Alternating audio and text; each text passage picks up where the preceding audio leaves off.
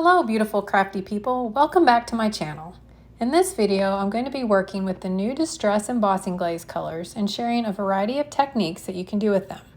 There are 12 new colors which are being added to the current 29 for a total of 41 colors. I've swatched them all and adhered it onto the top of the jar. Because I keep my embossing glazes in a drawer, this allows me to easily see what color I want to work with. As I show the different techniques, I'll be working on distress tags. But if tags aren't your thing, you can certainly do these techniques on a card-sized piece of paper. The other supplies I'll be using are some embossing folders. I just grabbed a few different ones here. I'll also be working with some stencils. I'll be working with some stamps, including brush strokes, ledger script, and botanic collage.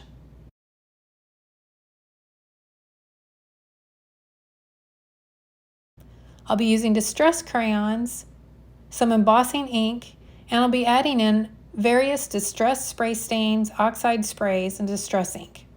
And to add some texture, I'll be using some different distress pastes, including opaque texture paste, translucent crackle paste, and translucent texture paste.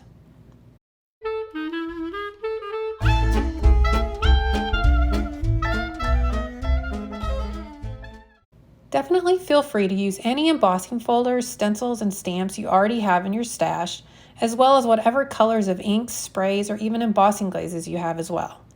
If you are interested in the supplies I'm using, I'll have them all linked below in the description box, and when you shop through those links, it helps support me, and I really appreciate that so much. If you're not familiar with embossing glazes, you might be wondering how are these different from regular embossing powder?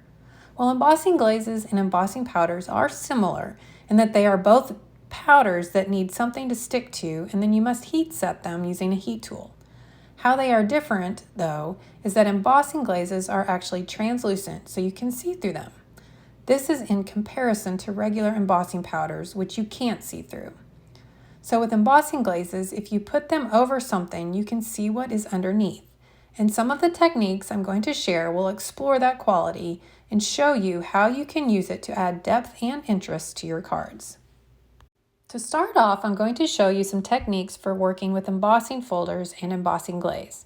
Here I've taken 3 distress tags and embossed each one with a different embossing folder. And this here is my embossing kit. It's actually a distress crayon tin, but it's perfect for storing my embossing supplies. I keep my anti-static pouch in this Altoid tin, my embossing inks, embossing dauber, and embossing pins. On this first tag, I'm applying embossing ink to the raised surface of the tag. I'm being careful not to push down, but rather gently rubbing the ink pad over the surface. I want to avoid pushing the ink down into the cracks and only apply the ink to the raised surface. For this technique, I prefer the Versamark ink embossing pad. Unfortunately, I've never had great luck with this technique using the Distress embossing ink pad. Now that the ink has been applied, I'm going to apply aged Mahogany embossing glaze. As you can see, the powder is sticking to the raised design from where I rubbed the embossing ink over the paper. Here I'm just tapping off the excess powder and returning it to the jar. I also like to clean up any stray powder with a Swiffer duster. Here I'm using my heat tool to heat set the powder. You want to keep the heat tool about 6 inches or so away from the paper and keep it moving so it doesn't burn the glaze or the paper. You also want to avoid burning your fingers. Once the powder turns shiny, then you're finished heat setting it. As you can see, the Distress tag, which is made from Distress heavy stock paper, has a slight cream color to it. And because the embossing glaze is translucent, and because the embossing glaze is translucent, that color will cause the glaze to be a little warmer in tone, as compared to if this had been done on a white tag. Just something to keep in mind depending on the look you are going for. To add some interest to this tag, I'm going to use distress crayons, and I think I'll add in one of the limited edition Halloween colors, which have a really fun pearlescent shimmer to them. The one I'm using is Crooked Broomstick, and while this color may not be available, feel free to grab any color you may have. Before I use the crayons though, I decided that I want to add some color into the cracks. So I'm going to grab my splat box and add some color using frayed burlap Distress Oxide Spray. I then add some water to help the ink spread and get down into the cracks. And now I'm using my heat tool to dry the ink that's soaked into the paper. You're not trying to remelt the embossing powder here, so keep the heat tool moving. You could also just set the paper to the side to dry. A couple of things to keep in mind during the drying process is that any ink that is on top of the glaze won't dry because of the slick surface. So once the paper is dry, you will want to dab that off with a paper towel.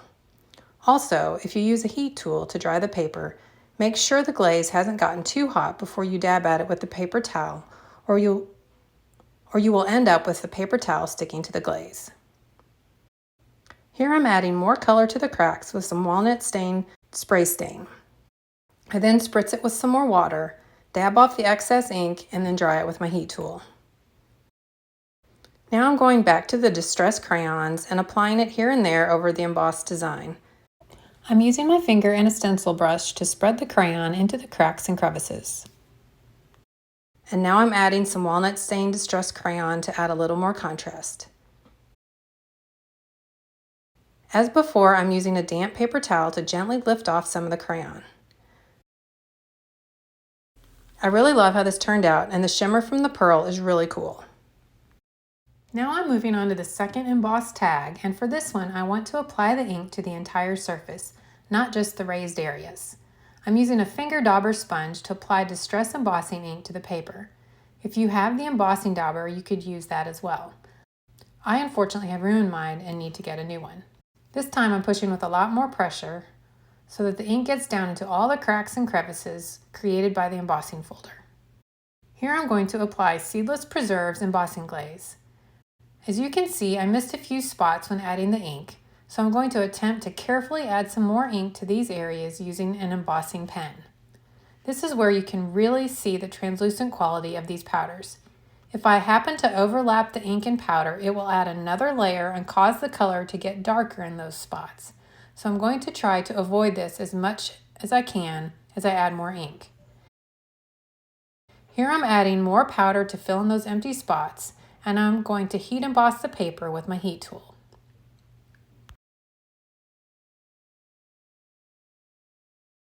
Now I'm going to add some grunge and interest with distress crayons. I want to use a walnut stain distress crayon, but this one is kind of dead. Hopefully I have another one in the tin. This one has a little bit still left, so here I'm using my tweezers to scrape off and use what's left of this crayon. Now I'm going to use a stencil brush and just a tiny bit of water to work the crayon into the embossed design. You can also use your finger, but I find it gets really messy really fast, so I try to use a brush when I can. And so I keep adding more of the walnut stain until I have the entire piece covered. Here I'm taking a paper towel, spritzing it lightly with some water, and now I'm going to gently rub here and there over the embossed area to lift off some of the color. And here is how it looks once it's finished. For this third and final embossed tag, I'm going to gently rub over the raised part of the embossed design with an embossing ink pad.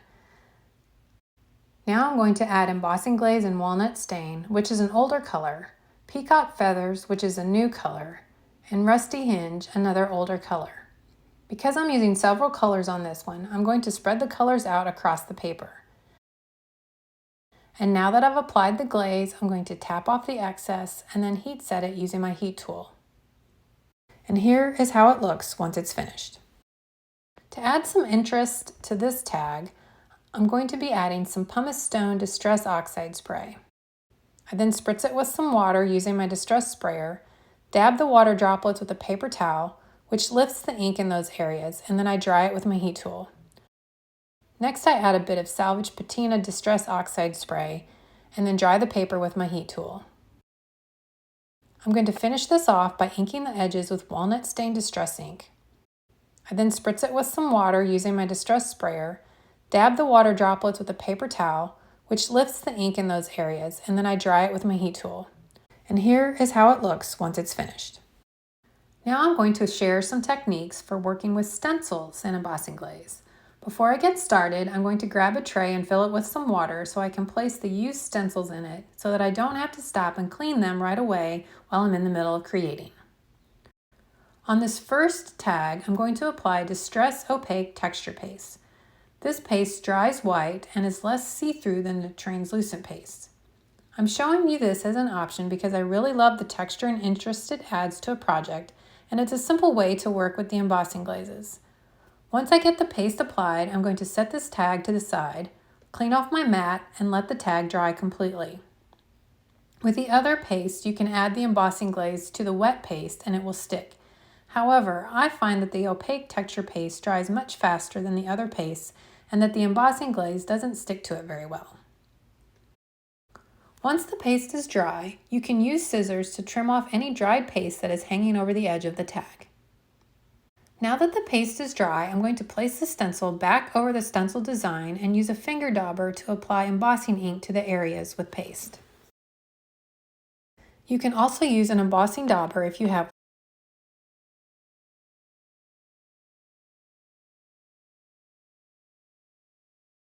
Here I'm rubbing the ink pad over the raised area, but you do run the risk of getting ink down into the cracks once you remove the stencil.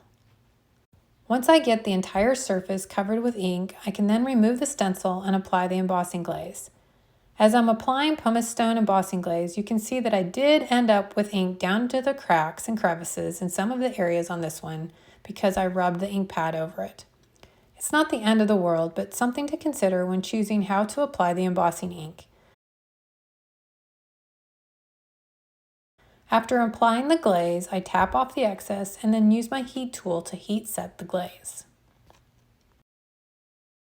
Now I'm going to start adding some grunge and interest to this tag.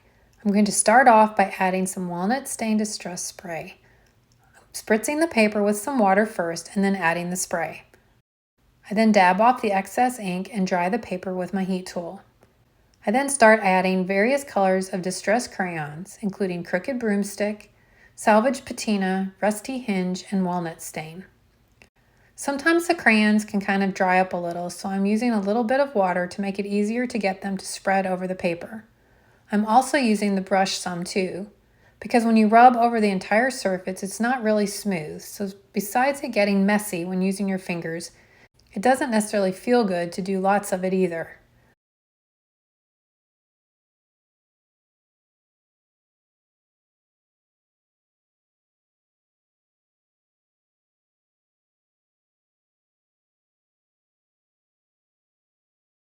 I keep repeating the process until I'm happy with how it looks.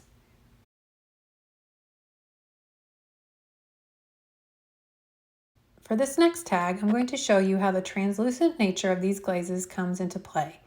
And to do this, I'm going to do some stamping using the Botanic Collage stamp set. I think it will look really cool with the stencil I've chosen to work with. So here I've got my stamp platform and I'm going to use this floral stamp.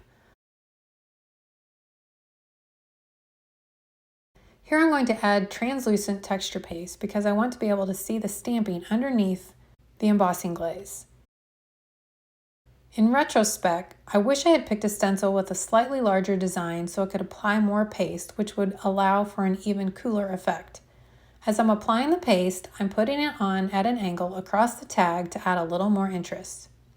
So now that the paste is applied, I gently pull up the stencil, put it into the water tray, and clean off my work surface before the next step. Now I'm going to add embossing glaze to the wet translucent texture paste. I'm working over a piece of typing paper folded in half. This allows me to easily pour the excess back into the jar or the trash can. The colors I'm using here are Abandoned Coral and Pumice Stone. I'm going to use my fingers to pinch out small amounts of the glaze and then sprinkle it onto the wet paste. As I'm doing this, I make sure to spread the colors out across the pasted areas. Here I'm tapping off the excess glaze, which you could certainly put into an extra jar for another project, but I don't see myself using the colors mixed together like this. If it was just one color, I would certainly return the excess to the jar. After tapping off the excess, I'm going to set this to the side to give the paste time to dry. It's time to add a little grunge and interest to this tag. I'm going to start off by spritzing it with some water and then adding Distress Spray Stain and Tattered Rose. I didn't get quite enough water on there the first time, so I add a little more to get the ink moving around a little better. Here I'm using a paper towel to dab up some of the areas where the ink is pooled. If I leave that, those big areas will just be that, too big. So I'm dabbing them up and the issue is resolved. I then use my heat tool to dry the paper. Again, remember to keep the heat tool moving so that you don't overheat the embossing glaze. Here I'm adding some pumice stone distress oxide spray and then spritzing that with some water and letting the ink spread. I add just a bit more spray and water and then start tilting the tag to spread the ink. Here I'm dabbing up some of the excess ink with a paper towel and then using my heat tool to dry the ink. Another little trick to get ink where you want it is to use your finger to finger paint it where you want it to go. So here I added a little more water and then used my finger to put the ink where I wanted it. The final step on this tag is to ink the edges with walnut stain distress ink. I then spritzed it with some water and dabbed the ink dry. I absolutely love the look this achieves. For this next tag, I'm going to use translucent crackle paste with the stencil. And this time I'm using a stencil with a more bold design that will allow more paste to be applied and give a greater effect. Here I'm adding some stamping using the Botanic Collage stamp set and Black Soot Archival ink. With the stamping completed, I'm going to add the translucent crackle paste so you can see the stamp design underneath it. As you can see, I have some press and seal covering the jar, and I really should do this with all of my paste. By doing this and pushing it down into the paste, you remove all of the air so the paste won't dry out on you as fast. When working with stencils, you can also use some tape to hold the stencil in place so it doesn't move on you, but I don't tend to like to take the time to deal with that.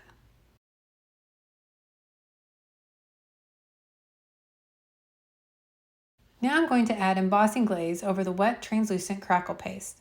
The colors I'm using are Mermaid Lagoon, Peacock Feathers, and Bundled Sage. As I did on the previous tag, I'm spreading the various colors across the pasted area.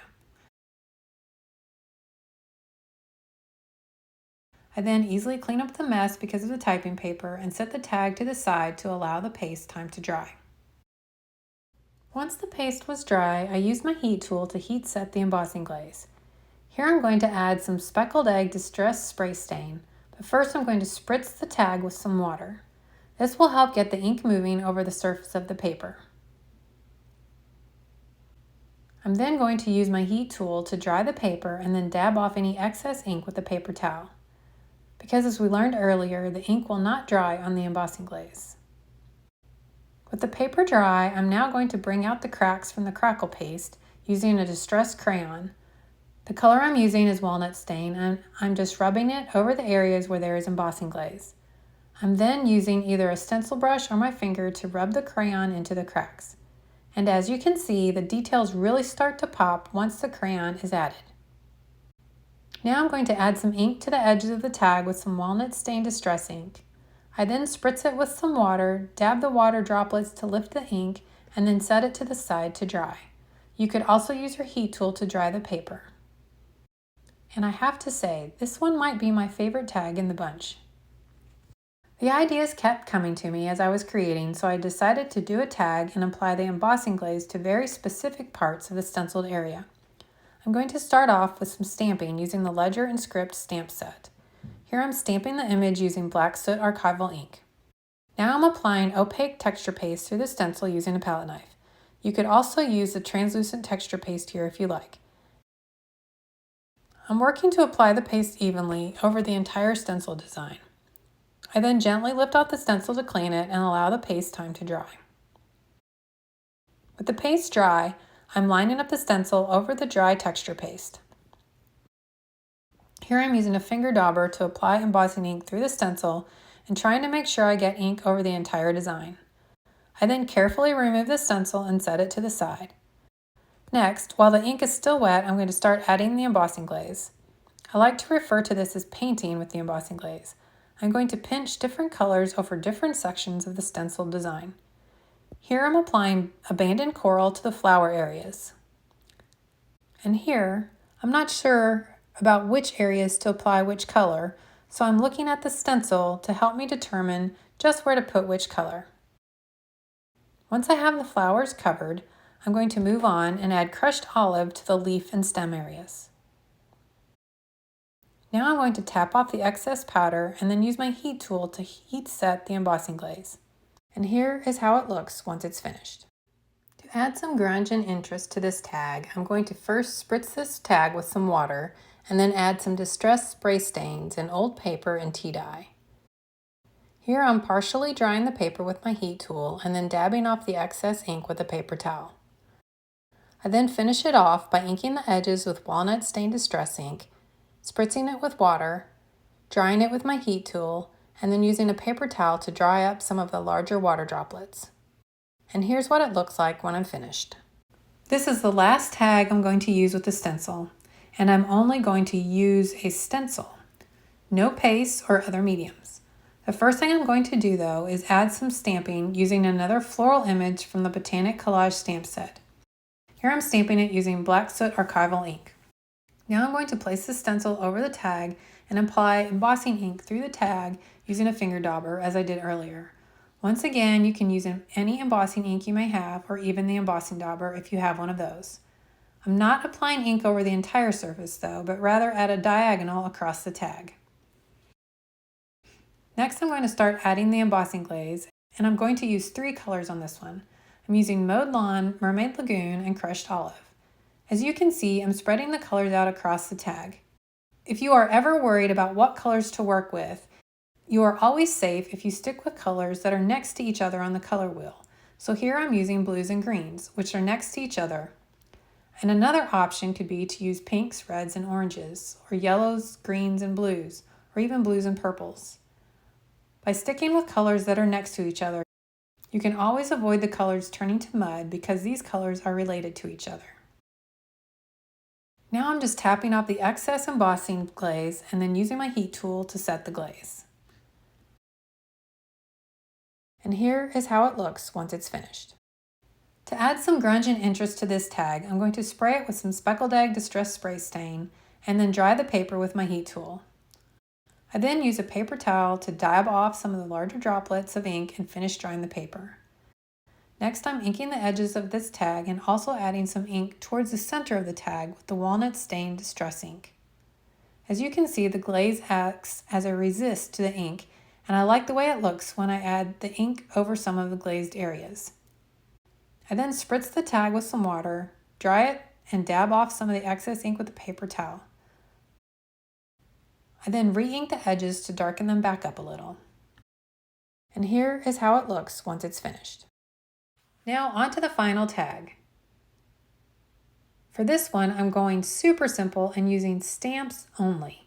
Here I'm placing the tag in my stamping platform and I'm going to stamp it using several of the images from the brushstroke stamp set. The ink I'm using is embossing ink, and any embossing ink will work for this technique. As for the stamps, I would recommend using images that are more solid in their design, such as the ones I'm using here. I'm going to apply several colors of embossing glaze. The colors I'm using are Abandoned Coral, Spiced Marmalade, Squeezed Lemonade, and Crushed Olive. As I stamp each image, I'm going to apply a different color of embossing glaze, tap off the excess glaze, return it to the jar, and then heat set the glaze using my heat tool.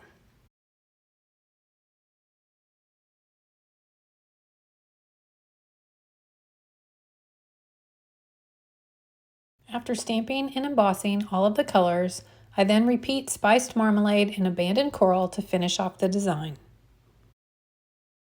The final touch on this tag is the inking of the edges with walnut stained distress ink. I then spritz it with some water, dab it dry with a paper towel to lift off some of the ink, and then let the tag dry. You could also dry it with your heat tool. So there you have it. 9 tags created using embossing glazes and a mix of different mediums and supplies. To decorate each tag, I add a mix of die cuts cut from black craft stock that I lightly sanded with a sanding disc, a paper doll, and ephemera from my stash. I inked the edges of the ephemera with walnut stained distress ink. I then adhered the clusters with a mix of scrapbook.com clear double-sided adhesive roll and double-sided adhesive foam roll. Here's a look at each of the completed tags.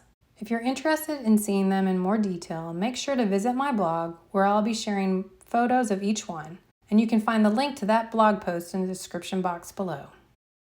Thanks so much for watching. I'm truly grateful for you. I was wondering if you could do me a quick favor and subscribe to my channel or leave me a thumbs up or a comment. If you're feeling extra generous, I'd love for you to share about my channel with your friends. All of these things help out us YouTubers so much, and it would mean so much to me to have your support.